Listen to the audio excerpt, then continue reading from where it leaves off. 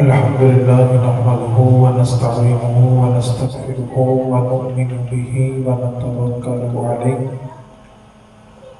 ونعوذ بالله من شرور أنفسنا ومن سيئات أعمالنا من يهده الله فلا مضل له ومن يضلل فلا هادي له ونشهد أن لا إله إلا الله وحده لا شريك له ونشهد أن محمدا عبده ورسوله قال الله تبارك وتعالى في القرآن المجيد والفرقان الحميد ما يلفظ من قول إلا لديه رقيب عتيد صدق الله مولانا العظيم إن الله وملائكته يصلون على النبي يا أيها الذين آمنوا صلوا عليه وسلموا تسلیما۔ سر بھائی و آواز بلند اس عقیدے سے پڑھیں کہ نبی پاک صلی اللہ علیہ وآلہ وسلم ہمارا درود و سلام سماعت فرماتے ہیں۔ بلند آواز سے پڑھیں الصلاۃ والسلام علیک یا سیدی یا رسول اللہ۔ الصلاۃ والسلام علیک یا سیدی یا رسول اللہ۔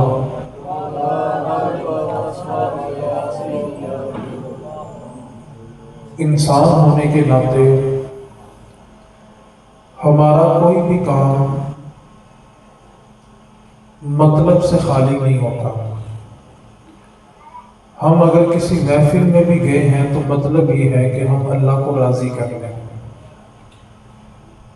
انسان صبح بیدار ہونے سے لے کر سونے تک جتنے بھی کام کرتا ہے ہر کام کی کوئی غرض ہوتی ہے، کوئی مطلب ہوتا ہے۔ انسان کوئی بھی کام بے مقصد نہیں کرتا۔ آپ نے بالغ ہونے کے بعد جب سے ہوش سنبھالا ہے بے شمار محافل میں آپ نے شرکت کی ہوگی۔ ایک لمحے کے لیے اس مقصد کو سمجھیں کہ ہم کسی محفل میں کیوں جاتے ہیں۔ دو صورتیں ہوتی ہیں، یا تو آپ کے کسی رشتہ دار نے آپ کو دعوت پیش کی اور آپ رشتہ داری کی لاج رکھنے کے لیے اس محفل میں شرکت کرتے ہیں۔ دوسری صورت یہ ہے کہ آپ اس نیت سے گھر سے چلے کہ میں محفل میں جاتا ہوں، دین کی کوئی بات سمجھ آئے گی، اس پر عمل کروں گا تو میرا رب مجھ سے راضی ہو جائے گا۔ بنیادی طور پر یہ دو مقصد ہوتے ہیں۔ پہلا مقصد جو ہے رشتہ داری کو راضی کرنا، یہ بھی ٹھیک ہے، لیکن ہم ایک لمحے کے لیے آج اس نشست میں اس بات پر توجہ دیں، اگر ہم نے اپنی زندگی میں 100 محافل میں شرکت کی ہے اور ہر محفل سے صرف ایک بات بھی سیکھی ہوتی تو آج ایک انسان کے اندر سے 100 برائیاں ختم ہو چکی ہوتی۔ لمحہ فکریہ یہ ہے کہ ہم محفل میں شرکت کرتے ہیں تو جس حالت میں ہم آتے ہیں اسی حالت میں خالی دامن لے کر چلے جاتے ہیں۔ ایک بات کو یاد کر لیں، محفل کروانے والے کو اس کا اجر مل گیا کیونکہ اس نے دین کی تبلیغ کا ذریعہ بنایا، لوگوں کو مدعو کیا اور ان تک نبی پاک کا دین پہنچا دیا۔ اب جو سامعین ہوتے ہیں وہ مردوں میں ہوں یا خواتین میں ہوں، ان کا یہ فرض بنتا ہے کہ ہر مجلس سے کوئی ایک بات ضرور لے کر اٹھیں تاکہ اس مجلس میں شرکت کا جو مقصد تھا وہ پورا ہو جائے۔ نبی پاک صلی اللہ علیہ وسلم کے میلاد منانے کے بہت سارے رنگ ہیں، بہت سارے طریقے ہیں۔ ایک بات کو ذہن نشین رکھیں، نبی پاک صلی اللہ علیہ وسلم کی ولادت کی خوشی کرنے کے لیے محفل میلاد کروانا ہی فرض نہیں ہے۔ نبی پاک صلی اللہ علیہ وسلم کی ولادت کی خوشی کرنے کے لیے جلوس میں جانا فرض نہیں ہے، لیکن ایک مسلمان کا خوش ہونا یہ فرض ہے۔ اس کو کم از کم اتنی خوشی ضرور ہو کہ میرے نبی تشریف لائے ہیں۔ تو اس مجلس میں دو چیزوں کی طرف اشارہ کروں گا۔ اللہ تعالیٰ میری زبان پر کلمۃ الحق جاری فرمائے اور آپ کے صدقے مجھے بھی اس پر عمل کی توفیق عطا فرمائے۔ اللہ تعالیٰ نے انسانی بدن کے اندر دو عضو ایسے رکھے ہیں جن میں ہڈی نہیں ہے، ایک زبان ہے اور دوسرا دل ہے، کیونکہ جس چیز میں ہڈی ہوتی ہے اس میں اکڑ ہوتی ہے، اور جس چیز میں ہڈی نہیں ہوتی اس کو انسان کسی بھی طرف مڑوڑ سکتا ہے۔ اللہ رب العزت نے انسان کو تخلیق فرمایا تو آپ یقین کریں، آپ ایک ایک عضو پر توجہ کریں تو اللہ تعالیٰ نے بہترین صورت میں انسان کو بنایا ہے۔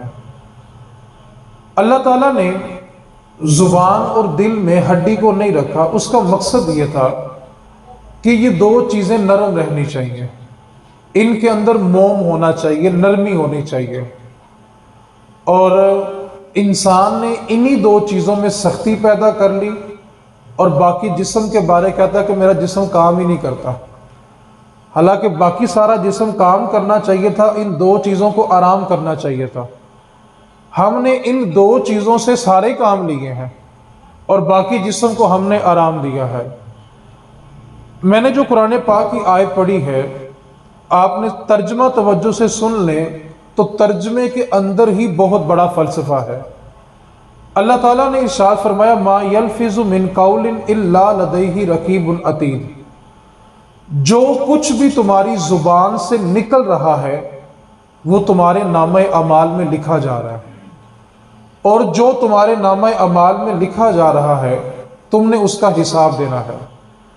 نبی پاک صلی اللہ علیہ وسلم نے ارشاد فرمایا کہ ایک بندے کے جو نامہ اعمال کے رجسٹر ہیں نا وہ 99 ہوں گے، اور ایک رجسٹر اس قدر بڑا ہوگا کہ مشرق سے لے کے مغرب تک اس کی چوڑائی ہوگی اور زمین سے لے کے آسمان تک اس کی لمبائی ہوگی۔ یہ ایک رجسٹر ہے، اور ہر انسان کے 99 رجسٹر ہوں گے، اور ان کو میدان محشر میں ترازو میں تولا جائے گا، اور جو کچھ اس میں لکھا ہوگا بندے نے اس کا حساب دینا ہے۔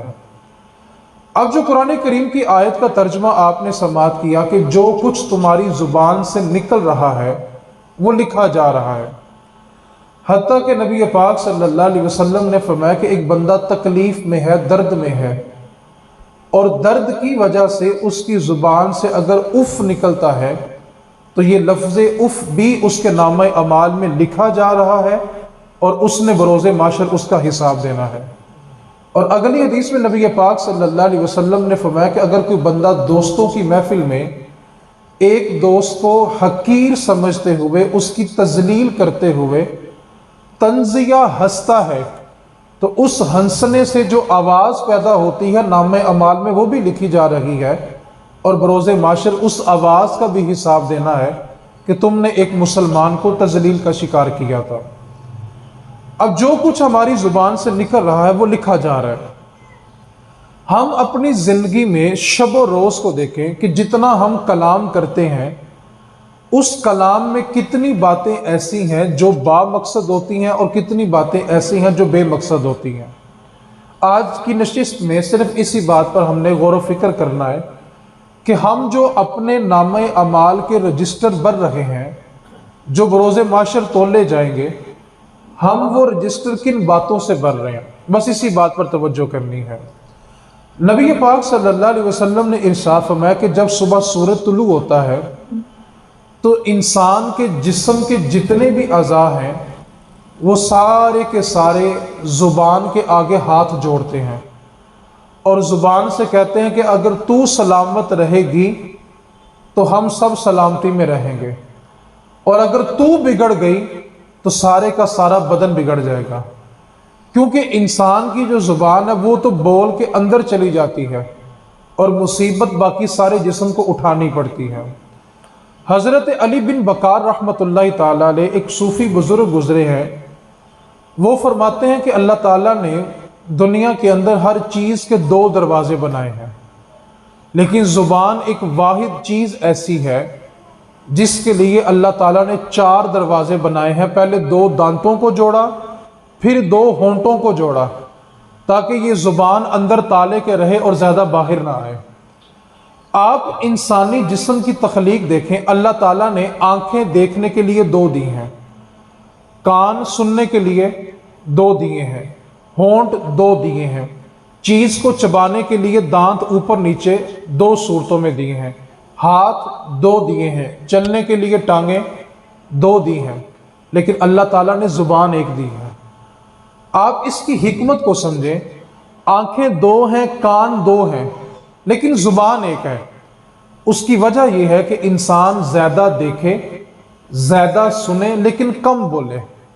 لیکن ہم اس تخلیق کے اپوزٹ مخالفت میں چلتے ہیں، دیکھتے بھی کم ہیں، سنتے بھی کم ہیں، لیکن کلام بھرپور کرتے ہیں۔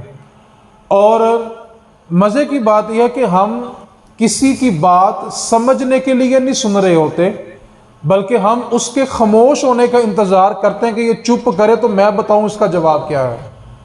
جو انسان دوسرے کا کلام صرف اس لیے سنے کہ میں نے اس کو جواب دینا ہے، اس بندے کی زندگی میں کبھی اصلاح نہیں ہو سکتی۔ حضرت ابوبکر صدیق رضی اللہ تعالی عنہ اکثر اپنی زبان کے اوپر چھوٹے چھوٹے پتھر رکھتے تھے۔ تو ایک دن آپ سے پوچھا گیا کہ حضور آپ ایسا کیوں کرتے ہیں کہ اپنی زبان پر اکثر آپ نے پتھر رکھے ہوتے ہیں؟ تو فرمانے لگے میں پتھر اس لیے رکھتا ہوں تاکہ میری زبان کلام کم کرے، کیونکہ قیامت والے دن جتنے لوگ اللہ کی پکڑ میں آئیں گے نا، ان سب میں سب سے زیادہ کثرت میں پکڑنے والے لوگ وہ ہوں گے جن کی زبان کا استعمال غلط تھا، جو بلا وجہ بولتے تھے، بلا وجہ شور کرتے تھے۔ حالانکہ بعض اوقات ایسا ہوتا ہے کہ گھر میں کوئی بیٹا، بیٹی، بہو یا چھوٹے پوتے، نواسے کوئی غلطی کر دیں تو جو گھر کا سربراہ ہوتا ہے وہ سب کے سامنے سب کو جھڑک دیتا ہے۔ مولا علی شیر خدا رضی اللہ تعالیٰ عنہ فرمایا کرتے تھے، جس کی تم اصلاح چاہتے ہو نا، اس کو جب بھی نصیحت کرنا تو تنہائی میں کرنا، کیونکہ جو نصیحت تنہائی میں کی جاتی ہے وہ بندے میں تبدیلی پیدا کرتی ہے، اور جو لوگوں کے سامنے اس کو تذلیل کیا جاتا ہے تو پھر وہ اس میں مزید بگاڑ کو پیدا کرتا ہے۔ نبی پاک صلی اللہ علیہ وسلم کی گود میں ایک معصوم بچہ کھیل رہا تھا، اور اس کی والدہ حضور کے سامنے حضور کی مجلس میں بیٹھی ہوئی تھی۔ آپ دیکھیں کتنا خوش نصیب بچہ تھا جس کو کھیلنے کے لیے گود بھی ملی تو مصطفیٰ کی ملی۔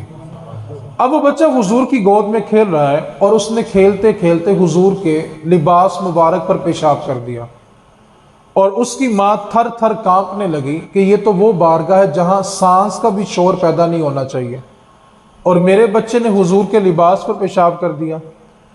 آج یہی کام پوتا، پوتی، نواسا یا نواسی، نانا یا دادا کی گود میں کر دینا تو سب سے پہلا جملہ یہ نکلتا ہے کہ اس کو پتہ نہیں میں نے نماز پڑھنی ہوتی ہے، اس کو پیمپر کیوں نہیں لگا کے رکھا۔ تو پورے گھر میں جب تک شور برپا نہ ہو جائے پتہ نہیں چلتا کہ ہوا کیا ہے۔ اب اس نے سب کے سامنے جھڑک تو دیا، اب وہ بندہ کیا کہہ رہا ہے کہ اس کو پتہ نہیں میں نے نماز پڑھنی ہوتی ہے۔ تو انسان ایک لمحے کے لیے سوچے کہ نبی پاک سے زیادہ ستھری نماز کس نے پڑھنی ہے۔ اب حضور کے لباس پر اس بچے نے جب پیشاب کیا تو اس کی ماں تھر تھر کانپ رہی ہے، اور اس کے دل میں یہ خوف ہے کہ ابھی قرآن کی کوئی آیت میرے بارے میں نازل ہوگی، پتہ نہیں میرے پہ کون سا عذاب آ جائے گا۔ جب رسول رحمت صلی اللہ علیہ وسلم نے اس عورت کو کانپتے ہوئے دیکھا تو نبی پاک صلی اللہ علیہ وسلم نے اس عورت سے فرمایا، اے عورت کانپتی کیوں ہو؟ کس چیز نے تمہیں خوف طاری کر دیا؟ کیا اللہ نے پانی نازل نہیں کیا؟ ابھی ہم نے کپڑوں کو دھونا ہے، رب نے اس کو پاک کر دینا ہے۔ تو آپ دیکھیں کہ کس انداز میں کسی کا دل رکھا جا رہا ہے۔ تو انسان کی جتنی بھی آزمائش ہوتی ہے وہ اس کی زبان کی وجہ سے ہوتی ہے۔ اور آج کل تو مارکیٹ میں، دفتر میں، رشتہ داروں میں بیٹھ کے پہلے ہم 4-5 گھنٹے تبصرہ کرتے ہیں اور بڑا بے باک ہو کے کرتے ہیں، اور خواتین تو اس میں ایوارڈ یافتہ ہیں کہ جب وہ تبصرہ کرنے پہ آتی ہیں تو جب تک خاندان کے ایک کنارے سے شروع ہو کے دوسرے کنارے تک ان کی رسائی نہ ہو جائے، وہ یہ سمجھتی ہیں کہ ان کی مجلس کا مقصد پورا نہیں ہوا۔ اور جب تک خاندان کا ایک ایک فرد ان کے لفظوں سے چور نہ ہو جائے، وہ یہ تصور کر بیٹھتی ہیں کہ شاید ہم نے اس فنکشن کو انجوائے نہیں کیا۔ حالانکہ اللہ تعالیٰ محفوظ رکھے، جنازہ میت دنیا کی سب سے بڑی عبرت سامنے پڑی ہوتی ہے، اس کے باوجود بھی ہم اس سے عبرت حاصل نہیں کر رہے ہوتے۔ اب ہم جب بے باک ہو کے تبصرہ کر لیتے ہیں، دفتر میں کریں، مارکیٹ میں کریں، چوک میں کریں، رشتہ داروں میں کریں، جب 5-6 گھنٹے تبصرہ کرنے کے بعد ہم اٹھتے ہیں نا، تو ہماری زبان پہ جملہ کیا ہوتا ہے؟ سانوں کی لگے۔ یار انسان حیرت میں ڈوب جاتا ہے کہ جب آپ کو کچھ لگتا ہی نہیں ہے تو آپ نے 6 گھنٹے برباد کس کے لیے کیے تھے؟ آپ نے 6 گھنٹے اپنے نامہ اعمال کی تباہی پھیر لی۔ ایک صوفی بزرگ تھے، ان کا معمول یہ تھا کہ وہ عشاء کی نماز پڑھنے کے بعد نفل نماز کے لیے کھڑے ہوتے تھے اور فجر کی نماز تک وہ نوافل کو ادا کرتے تھے، اور زندگی بھر ان کا یہ معمول رہا۔ ایک دن ایسا ہوا کہ ان بزرگوں نے عشاء کی نماز پڑھی اور سو گئے، اور جا کر فجر کے وقت بیدار ہوئے تو ان کی زوجہ کہنے لگی، آپ کا تو یہ معمول ہے کہ آپ عشاء کے وقت نماز نفل شروع کرتے ہیں اور فجر کی نماز تک آپ اس میں مصروف رہتے ہیں، آج آپ نے خلاف عادت یہ کام کیوں کیا؟ تو وہ فرمانے لگے کہ مجھے آج ہی پتہ چلا تھا کہ گلی کے کنارے کچھ لڑکے رات کو بیٹھ کے میری غیبت کرتے ہیں، میرے خلاف گفتگو کرتے ہیں، اور مجھے اپنے نبی پاک صلی اللہ علیہ وسلم کی حدیث پاک یاد ہے۔ رسول رحمت صلی اللہ علیہ وسلم نے فرمایا کہ جب انسان کسی کے خلاف گفتگو کرتا ہے، اس کی غیبت کرتا ہے، تو غیبت کرنے والے کی نیکیاں اس کے نامہ اعمال سے نکال کر اس کے نامہ اعمال میں ڈالی جاتی ہیں جس کی وہ غیبت کر رہا ہوتا ہے، اور جس کی غیبت کی جا رہی ہے اس کے گناہ نکال کر اس کے نامہ اعمال میں ڈالے جاتے ہیں جو غیبت کر رہا ہوتا ہے۔ تو بزرگ فرمانے لگے کہ میں ساری رات اس لیے سویا رہا کہ اللہ تعالیٰ میرے نامہ اعمال میں ان سب کی نیکیاں ٹرانسفر کر رہا ہے۔ میں ایک عرض کرنا چاہتا ہوں، ہم ایک لمحے کے لیے تصور کریں، ہمارے نامہ اعمال میں پہلے ہی اتنی نیکیاں نہیں ہیں، اور جو گنتی کی چند نیکیاں ہمارے دامن میں موجود ہیں اس کے بارے بھی ہمیں یقین نہیں ہے کہ پتہ نہیں اللہ کی بارگاہ میں مقبول بھی ہیں یا نہیں ہے۔ جو چند نیکیاں، جو چند اچھے کام ہم نے زندگی میں کر ہی لیے ہیں، تو آپ کسی کے بارے گفتگو کر کے ان نیکیوں کو بھی کیوں ضائع کر رہے ہیں؟ یہ تو وہ حساب ہو گیا نا کہ برتن رکھا ہوا ہے، اس کو برتے جا رہے ہیں، لیکن اس برتن کے پیندے میں سوراخ کیا ہوا ہے کہ جتنی نیکیاں اس کے اندر ڈالتے ہیں نیچے سے بہہ جاتی ہیں۔ پہلی بات یہ کہ نیکیاں ہمارے پاس ہیں نہیں ہیں، اور جتنی اللہ نے توفیق دی ہم نے کر لی ہے، ہم اس کو ضائع کرتے جا رہے ہیں۔ نبی پاک صلی اللہ علیہ وسلم نے صحابہ سے پوچھا، صحابہ غریب بندہ کون ہوتا ہے؟ اگر یہی سوال اس مجمع میں کیا جائے تو ایک ہی جواب ملے گا، جس کے پاس پیسے نہیں ہیں وہ غریب ہوتا ہے۔ صحابہ کرام نے بھی نبی پاک صلی اللہ علیہ وسلم کی بارگاہ میں یہی جواب عرض کیا، اللہ کے محبوب جس کے پاس درم اور دینار نہیں ہے وہ بڑا غریب ہوتا ہے۔ نبی پاک صلی اللہ علیہ وسلم نے فرمایا، صحابہ وہ بندہ غریب نہیں ہے۔ تو عرض کی اللہ اور اس کا رسول بہتر جانتا ہے کہ غریب کون ہے۔ نبی پاک صلی اللہ علیہ وسلم نے فرمایا کہ بروز محشر ایک بندہ میدان محشر میں لایا جائے گا، اور جب وہ بندہ میدان محشر میں قدم رکھے گا تو اس بندے کے ساتھ ساتھ نیکیوں کے پہاڑ چلیں گے۔ اس قدر نیکیاں ہوں گی کہ وہ پہاڑ بنے ہوں گے اور اس بندے کے ساتھ ساتھ چلیں گی۔ اب جب وہ بندہ ترازو پہ پہنچے گا جہاں پر اس کے نامہ اعمال کو تولا جانا ہے، اب اس کے نامہ اعمال تلنے لگیں گے تو ایک بندہ اللہ کی بارگاہ میں حاضر ہوگا اور عرض کرے گا، اے مالک و مولا، جس بندے کے نامہ اعمال تلنے لگے ہیں اس نے دنیا میں رہتے ہوئے مجھے زبان کے ذریعے اذیت دی تھی، مجھے اس کا بدلہ چاہیے۔ اللہ تعالیٰ فرشتوں کو حکم دے گا، فرشتوں ایک نیکیوں کا پہاڑ لو اور اس بندے کو دے دو جس کو اس نے اذیت دی تھی۔ اگلا بندہ آئے گا، عرض کرے گا، مالک و مولا، یہ جس بندے کا نامہ اعمال تلنے لگا ہے اس نے دنیا میں رہ کے میرا حق مارا تھا۔ اللہ تعالیٰ حکم دے گا، فرشتوں ایک نیکیوں کا پہاڑ اس کو دے دو۔ نبی پاک صلی اللہ علیہ وسلم نے فرمایا کہ لوگ آتے رہیں گے، مطالبہ کرتے رہیں گے، اور اس کے نیکیوں کے پہاڑ تقسیم ہوتے رہیں گے، حتیٰ کہ اس کی ساری نیکیاں ختم ہو جائیں گی، لیکن جو لوگ مطالبہ کرنے آئے ہوں گے وہ ابھی باقی ہوں گے۔ تو صحابہ نے عرض کی آقا پھر کیا ہوگا؟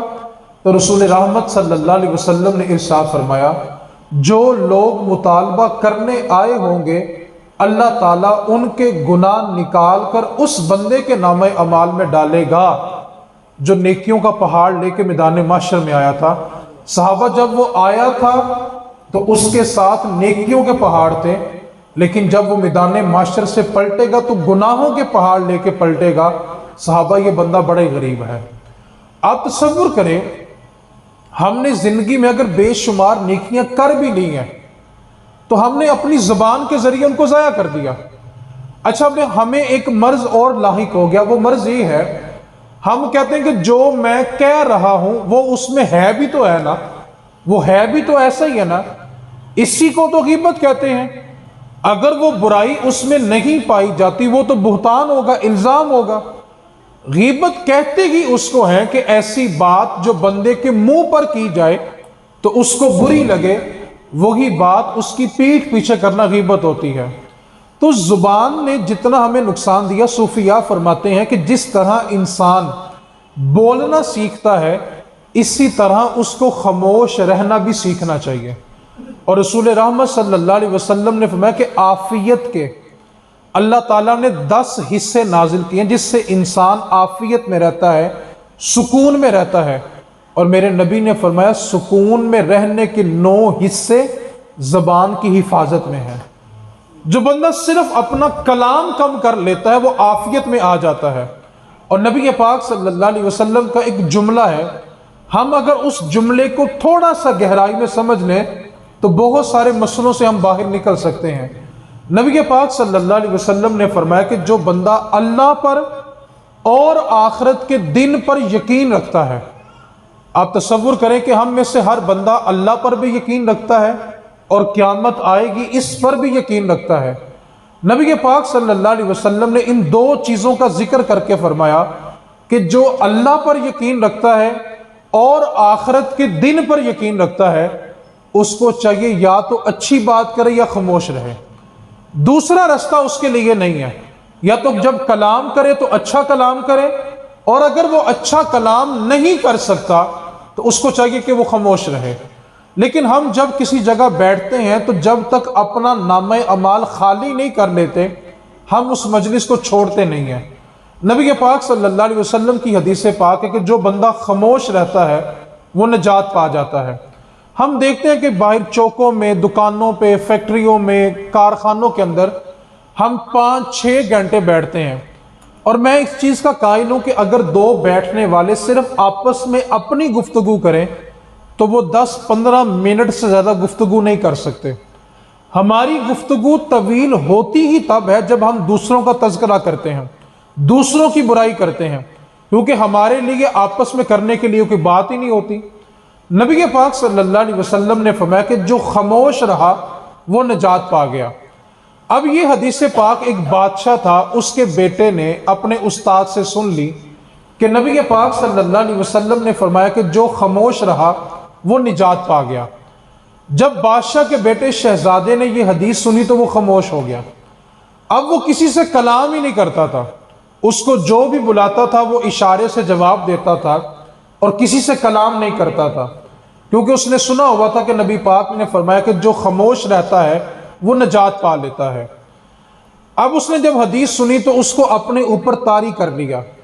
ہم دین کی باتیں بہت ساری سنتے ہیں۔ ایک بندہ تھا، اسکالر تھا، اس نے ایک بڑی خوبصورت بات کی۔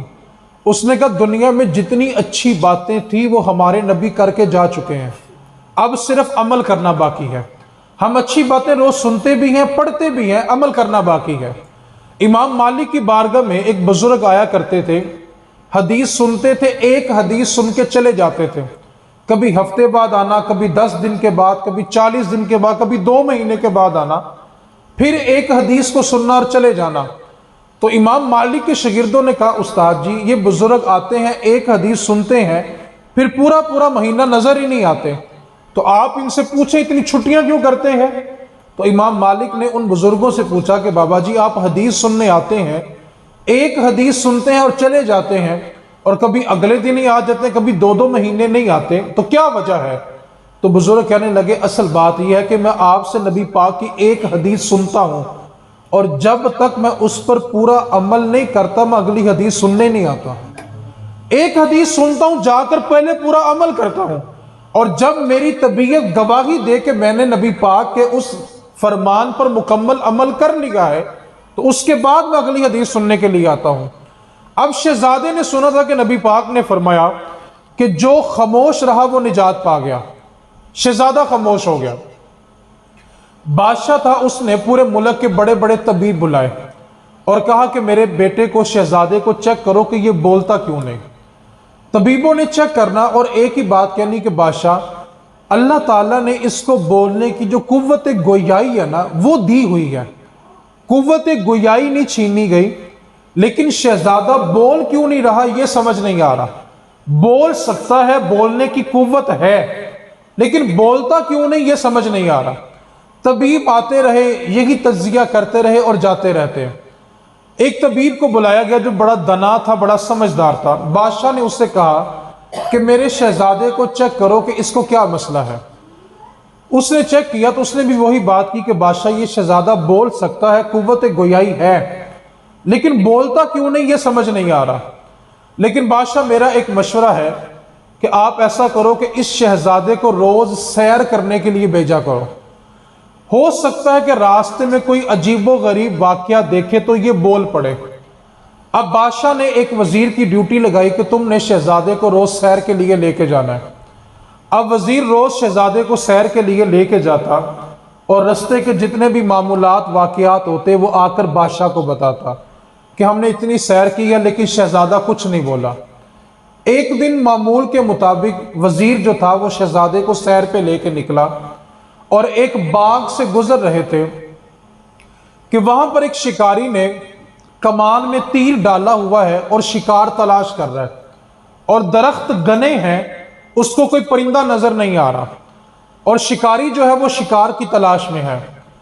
شکاری ایک درخت کو کراس کر کے آگے گزرا تو پیچھے ایک درخت پہ بلبل بیٹھی ہوئی تھی تو وہ بول پڑی۔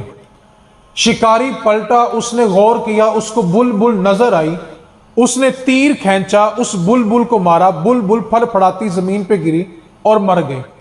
جب شہزادے نے یہ منظر دیکھا کہ بلبل بولی اور شکاری نے اس کو تیر مارا اور وہ مر گئی، تو شہزادے کی زبان سے نکلا صدقتا یا رسول اللہ، اے اللہ کے رسول آپ نے سچ کہا تھا۔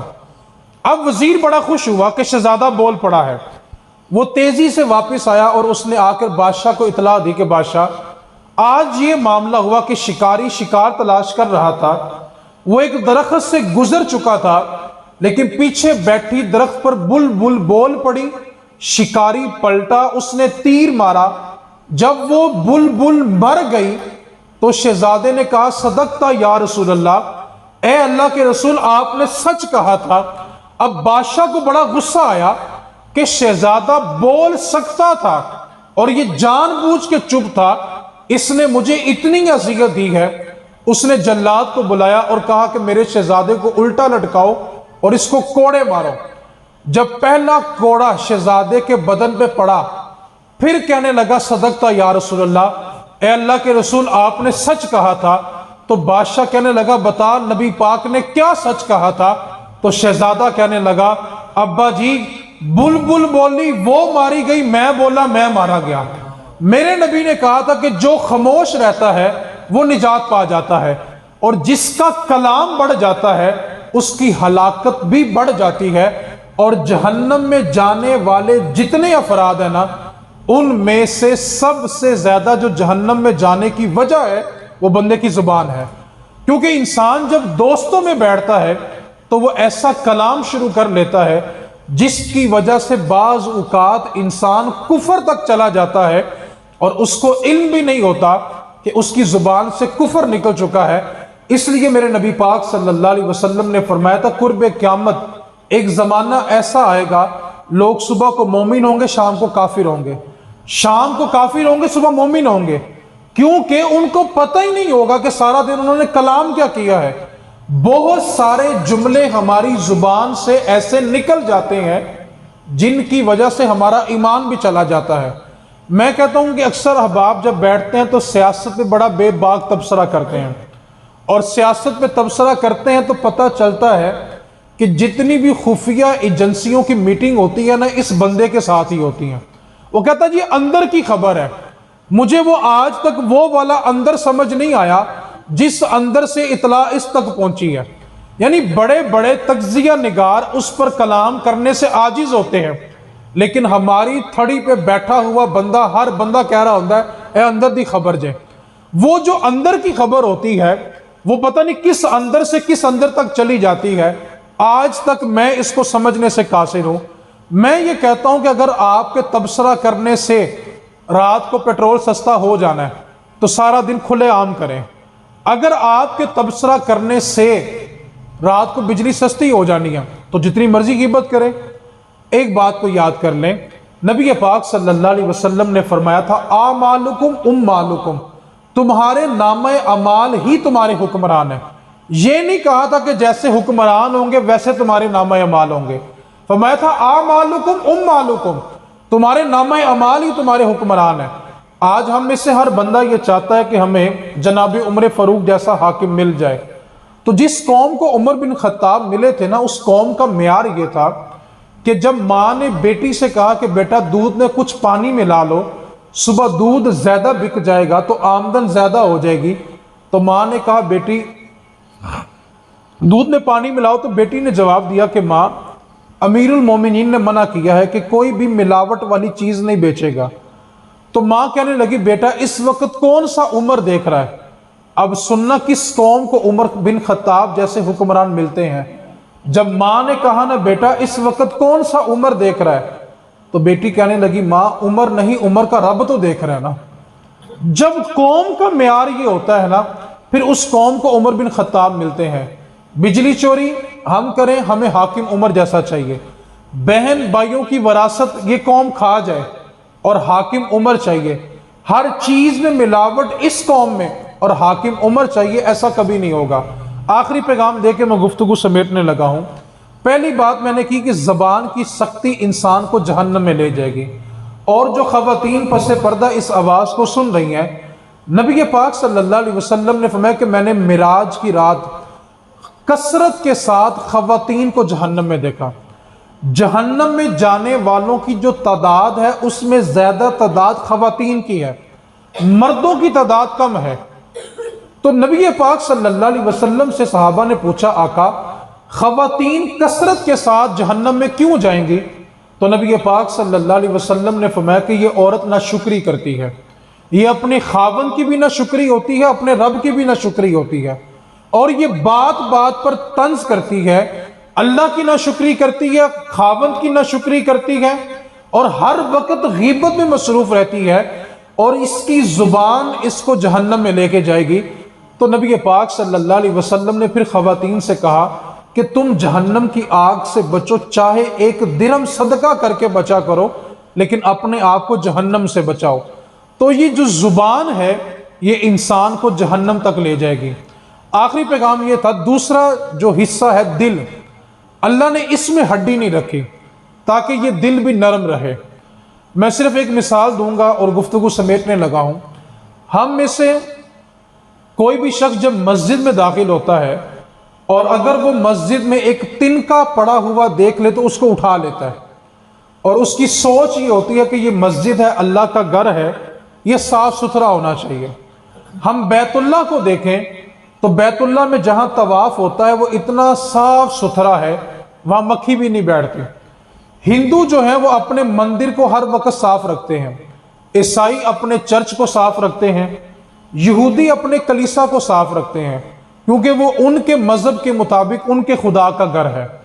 مسلمانوں نے مسجد اور کعبے کو صاف کیا، ہندو نے مندر صاف کیا، عیسائی نے چرچ صاف کیا، یہودی نے کلیسا صاف کیا۔ ہر ایک کا نظریہ، سوچ اور عقیدہ یہ تھا کہ یہ ہمارے معبود کا گھر ہے، لیکن حقیقت یہ ہے کہ نہ رب مسجد میں ہے، نہ کعبے میں ہے، نہ مندر میں ہے، نہ چرچ میں ہے، نہ کلیسا میں ہے، کیونکہ جو کسی جگہ پر سما جائے وہ رب نہیں ہوتا۔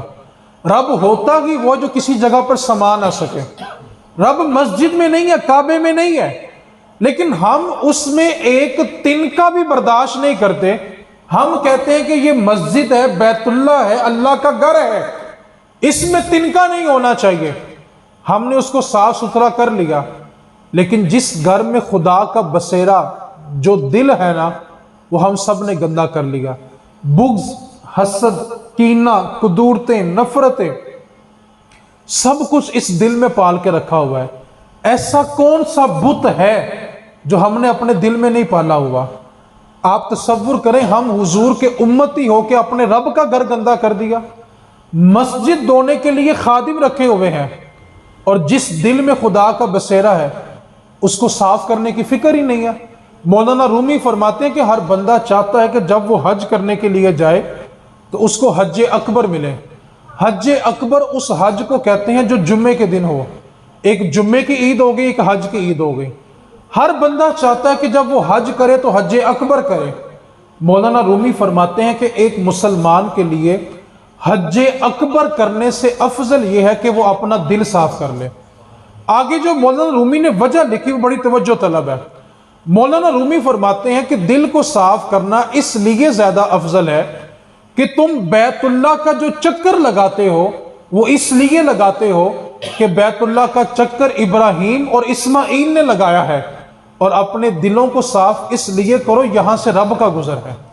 ہم بیت اللہ کو دیکھنے کے لیے ترس رہے ہیں، اور اگر کسی بندے کو پتہ چل جائے نا کہ میرے ہاتھ میں کپڑا ہے اور میں نے حرم کی صفائی کرنی ہے، تو وہ اس کپڑے کو بھی چومتا ہے کہ میں نے اس کپڑے سے بیت اللہ صاف کیا ہے، بیت اللہ کے صحن کو صاف کیا ہے، اللہ کے گھر کو صاف کیا ہے۔ اس سے افضل یہ ہے کہ بندہ اپنے دل کو صاف کر لے۔ ہم نے اس دل میں بغض، حسد، کینہ، قدورتیں، نفرتیں، ہر بت اس کے اندر پالا ہوا ہے۔ اور بعض اوقات ایسا بھی ہوتا ہے، جس کی طرف میں اشارہ بھی کرتا ہوں، کہ آپ کو زندگی میں اللہ سلامتی دے، ایمان دے، جب جنازہ پڑھنے کا اتفاق ہو نا کبھی، تو آپ ایک تجربہ کر کے دیکھیے گا، جنازہ پہلی صف کے اندر پڑھے اور آپ نہ کھڑے ہو کے غور کے ساتھ اس کفن کو دیکھیں، آپ کو کفن کے اندر صرف اور صرف ایک مردہ نظر نہیں آئے گا، اس بندے کی ساری زندگی کی ضد اس کے ساتھ پڑی ہوگی، اس کی انا، اس کا تکبر، اس کی ضد، میں کیوں جاؤں، میں کیوں ایسا کروں، یہ سارے جملے اس کے ساتھ پڑے ہوتے ہیں۔ وہ خالی نہیں جاتا، اپنی زندگی کی ساری ضد لے کے جاتا ہے، جس کے لیے انسان زندگی میں کہتا ہے لو جی میں کیوں نہیں دروازے سے جاواں، میں کیوں دینا صلح کرا۔ ایک وقت آتا ہے کفن نہیں ہوتا، صرف مردہ نہیں ہوتا، سب کچھ اس کے ساتھ چلے جاتا ہے۔ اس واسطے ہم بچپن میں ایک جملہ سنتے تھے کہ لڑائی لڑائی معاف کرو تے اللہ دا کار۔ بچپن میں سمجھ آتی تھی شاید مسجد صاف کرنی ہے، بڑے ہو کے سمجھ آئی لڑائی لڑائی معاف کرو تے اللہ دا کار صاف کرو۔ اللہ کے گھر سے دل مراد ہے، مسجد مراد نہیں ہے، کیونکہ اللہ کا بسیرا دل میں ہے۔ اور مزے کی بات بلا کہ اللہ کافر کے بھی دل میں ہے، اس کو خبر نہیں ہے۔ اللہ کافر کے دل میں بھی بستا ہے لیکن اس کو خبر نہیں ہے۔ آخری حدیث پاک آج کی نشست کا سبق ہے، اور میں گفتگو مکمل کرنے لگا ہوں۔ اس حدیث کو آپ نے بطور سبق یاد کرنا ہے۔ جناب عمر فاروق رضی اللہ تعالی عنہ کے بیٹے ہیں عبداللہ ابن عمر، یہ کہتے ہیں کہ ہم نبی پاک صلی اللہ علیہ وسلم کی بارگاہ میں بیٹھے ہوئے تھے کہ نبی پاک صلی اللہ علیہ وسلم نے گفتگو کرتے کرتے اچانک فرمایا صحابہ، ابھی ابھی جو بندہ مسجد میں داخل ہوگا نا وہ جنتی ہے۔ صحابہ کہتے ہیں ہمیں بڑی خوشی ہوئی، کس کی قسمت جاگی کہ ابھی وہ آیا نہیں ہے اور نبی پاک نے جنت پہلے ہی اس کو دے دی ہے۔ کہتے ہیں کچھ دیر گزری کہ ایک بزرگ صحابی رسول، سفید داڑھی ہے اور وضو کے قطرے جو ہیں وہ ان کی داڑھی سے ٹپک رہے ہیں، اور جوتا انہوں نے بغل میں رکھا ہوا ہے اور مسجد میں داخل ہوئے۔ کہتے ہیں ہمیں بڑی خوشی ہوئی، کتنے خوش نصیب صحابی ہیں کہ نبی پاک نے ان کے آنے سے پہلے ان کو جنتی کہا۔ کہتے ہیں وہ رسول اللہ کی مجلس میں آئے، بیٹھے، حضور کی گفتگو سنی، مجلس مکمل ہوئی تو سب اپنے اپنے گھروں کو چلے گئے۔ کہتے ہیں اتفاق ایسا ہوا کہ اگلے دن پھر مجلس رسول تھی، کہ نبی پاک صلی اللہ علیہ وسلم نے دوران گفتگو پھر فرمایا صحابہ ابھی ابھی جو بندہ مسجد میں داخل ہوگا نا وہ بھی جنتی ہے۔ صحابہ کہتے ہیں ہم باتیں حضور کی سن رہے تھے لیکن مڑ مڑ کے دیکھ رہے تھے آج کس کی قسمت چمک گئی کہ حضور نے آنے والے کو جنتی کہا۔ کہتے ہیں ہماری حیرت کی انتہا نہ رہی کہ کل والے صحابی پھر آ گئے۔ کہتے ہیں تیسرے دن پھر مجلس رسول تھی، حضور نے پھر فرمایا صحابہ ابھی جو بندہ مسجد میں داخل ہوگا وہ جنتی ہے۔ کہتے ہیں ہم حیرت میں ڈوبے ہی رہ گئے کہ 2 دن پہلے جو صحابی آئے تھے آج پھر وہی آ گئے۔ کہتے ہیں جب رسول اللہ کی مجلس مکمل ہوگی، عبداللہ بن عمر کہتے ہیں میں نے نہ ان بزرگ صحابی رسول کا دامن پکڑ لیا اور میں نے کہا بابا جی میری نہ اپنے والد کے ساتھ کچھ ناراضگی ہو گئی ہے، تو اگر آپ مجھے ایک دن اپنے گھر مہمان رکھ لیں تو آپ کی کرم نوازی ہوگی۔ اور عبداللہ بن عمر کہتے ہیں کہ میرے دل میں یہ تھا کہ میں جا کر دیکھوں تو صحیح یہ بزرگ ایسا کون سا عمل کرتے ہیں جس کی وجہ سے نبی پاک نے 3 دن لگاتار ان کو جنت کی بشارت دی ہے۔ کہتے ہیں میں ان کے ساتھ چل دیا، معمول کی نمازیں انہوں نے پڑھی، معمول کی نمازیں میں نے پڑھی، وہ بھی سو گئے میں بھی سو گیا، کوئی خاص عمل نظر نہیں آیا۔ جب صبح ہوئی تو میں نے کہا کہ آپ مہربانی کریں مجھے ایک دن کا مہمان اور رکھ لیں، کل میں چلا جاؤں گا۔ انہوں نے کہا رہ لو۔ کہتے ہیں سارا دن ساری رات بیت گئی، معمول کے جو کام انہوں نے کیے وہی کام میں نے کیے تھے، کوئی خاص عمل نظر نہیں آیا۔ جب تیسرا دن ہوا تو میں نے کہا بابا جی آج آخری دن ہے، کل پکا چلا جاؤں گا۔ کہتے ہیں تیسرا دن بھی بیت گیا، معمول کے کام انہوں نے کیے، معمول کے کام میں نے کیے، کوئی خاص عمل نہیں ملا۔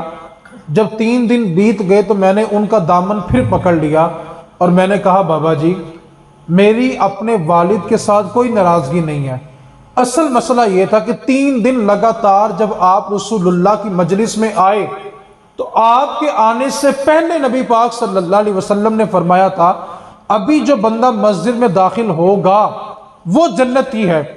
اور کمال کرم نوازی یہ تھی کہ 3 کے 3 دن آپ ہی تشریف لائے، میں صرف اس لیے آپ کا مہمان بنا تھا کہ میں دیکھوں آپ ایسا کون سا عمل کرتے ہیں جس کی وجہ سے نبی پاک صلی اللہ علیہ وسلم نے آپ کو 3 مرتبہ جنت کی بشارت دی ہے۔ تو بزرگ فرمانے لگے اے عمر کے بیٹے تو نے 3 دن بڑی کوشش کی ہے اس عمل کو تلاش کرنے کے لیے جس کی وجہ سے نبی پاک نے مجھے جنت دی ہے، تو آ عمر کے بیٹے میں تجھے بتاؤں وہ کون سا ایسا عمل ہے کہ میرے محبوب نے مجھے 3 دن لگاتار جنتی کہا۔ تو اے عمر کے بیٹے وہ عمل یہ ہے کہ میں رات سونے سے پہلے پہلے حضور کی ساری امت کو معاف کر کے سوتا ہوں۔ میرے دل میں کسی مسلمان کے لیے بغض نہیں ہے، نفرت نہیں ہے، میں اللہ کا گھر صاف کر کے سوتا ہوں۔